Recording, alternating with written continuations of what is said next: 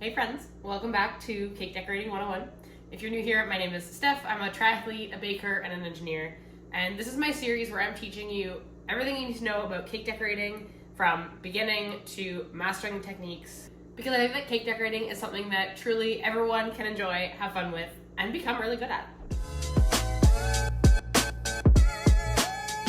In the series, we've already covered how to stack, fill, and crumb coat your cakes, how to get smooth buttercream frosting on the outside, different types of drip cakes, how to store your leftover buttercream. For this episode, I wanted to show you guys how to do a very simple birthday cake that you can do with almost no practice. This is a sheet cake. It's only one layer, so you don't have to know how to stack it, how to fill it. You really only decorate the top. We can ignore the sides. These are super quick to make. They're very simple to decorate. They're easy to cut up and serve at a party. They're also really good to pair with another cake. So like a sheet cake can provide a bunch of extra servings and it's pretty simple to make. So you can pair it with regular round layered cake and this is just extra servings. Or this can be the entire centerpiece. You only need a couple piping tips, a couple simple techniques. And because there's no stacking or filling, it comes together pretty quickly. The base of this cake is a super moist and fudgy chocolate cake. To make it, we need flour, baking powder, baking soda, salt, and sugar, along with regular cocoa powder, and if you can get some black cocoa powder, it'll really enhance the flavor. We put all the dry ingredients together in one bowl and whisk that. You may also want to sift it depending on how your cocoa powder comes. Mine's usually lumpy, so I like to sift. Then for the wet ingredients in a separate bowl, we're gonna mix together our oil, 2 eggs, milk, and vanilla, as well as a cup of hot coffee. Then we whisk that all together until it's smooth. And then we're going to combine our dry ingredients with our wet ingredients and whisk everything together just until there are no lumps remaining. We don't want to overmix because that could lead to a dense cake. Make sure to scrape down the sides of the bowl as well so you're not missing anything. Then we're going to bake it in a 9x13 sheet pan. We want to line that with parchment paper first. Just make sure the cake won't stick to the pan. And then we spray it with cooking spray. I like to use Pam. Make sure to get the sides and all up in the corners. And then this is the part I love about sheet cakes. You just dump the entire mixture into the one pan. No dividing between different rounds. It just all goes into one. Then we bake that, and don't worry, the full recipe is going to be in the description of the video. We know the cake is fully baked when we can put a toothpick into the center and it comes out with just a few crumbs on it, but not wet. Then we want to immediately flip the cake onto our cake board. I like to do this right away because then the cake cools on the cake board and kind of sticks to it. And now to decorate, I'm using an Oreo buttercream. The recipe for this is on my website. It's my classic American buttercream. Oreo is one of the very easy flavor variations you can do from the base recipe. We're just gonna pile that frosting on top and then spread it out with an offset spatula, making sure to cover the whole top of the cake. And then I like to push some over the edges and use that to cover the sides. Then using a cake scraper, we wanna smooth out the top of the cake. If there's any areas that look like they could use some more frosting, we can just go ahead and add that and then re-smooth it out. Because of the border we're piping, we're not super worried about getting the whole top smooth, just the center of it.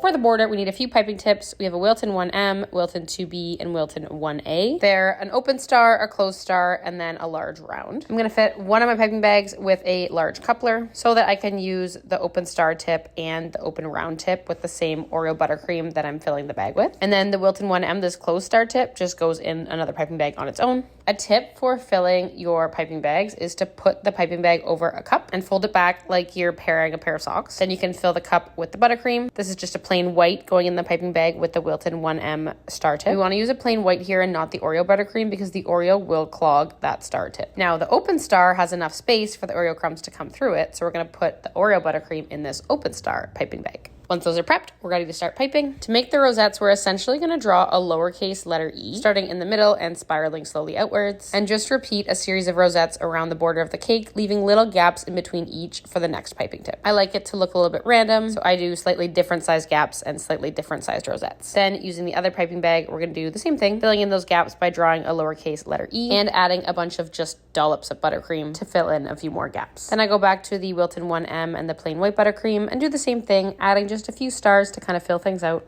And then taking off that open star tip and replacing it with the round tip. This is the handiness of the coupler. Just gonna go back in and again, fill any more gaps. You don't need to use this piping tip. I just like the variability that you get from the multitude of tips. Just keep going until you've mostly filled that border. Now, to make this a party cake, we're gonna fill it with all of the birthday boys' favorite toppers. Of course, it's an Oreo cake. We have some Oreos, full-sized ones, break them in half for half Oreos, and then we have mini Oreos, using some Maltesers as well. I like to pick treats that are different sizes and shapes to help balance out that cake and give lots of variability. I'm also adding some chocolate-covered quinoa puffs. They add a bit of crunch, and again, provide a different shape and size. Now, the main topper on this cake is this white chocolate 30. So I just piped it using white chocolate candy melts onto a sheet of parchment paper, and then I covered it in Oreo crumbs. If you're not doing an Oreo themed cake, you can do the same thing with white chocolate and sprinkles for a really fun effect. Let the chocolate set, and then you can pick it up and plunk it right onto the cake. It's so easy being able to just lay a topper down instead of trying to stand it up on the cake. To finish things off, I grabbed one more piping tip, just a really small closed star, because I felt like there were some more areas I just wanted to fill out. Again, you can use any piping tip you want for this, going through and adding just little stars wherever there was a gap. And then to make it look totally finished and a little bit more busy, I added some white little sprinkles and also some little tiny black sprinkles. Again, you can use whatever color fits your theme for this. Because it was Oreo, I went with the black and white theme. And I love these little round sprinkles because I find they just bring the whole cake together into a polished final product. There we go, that's it.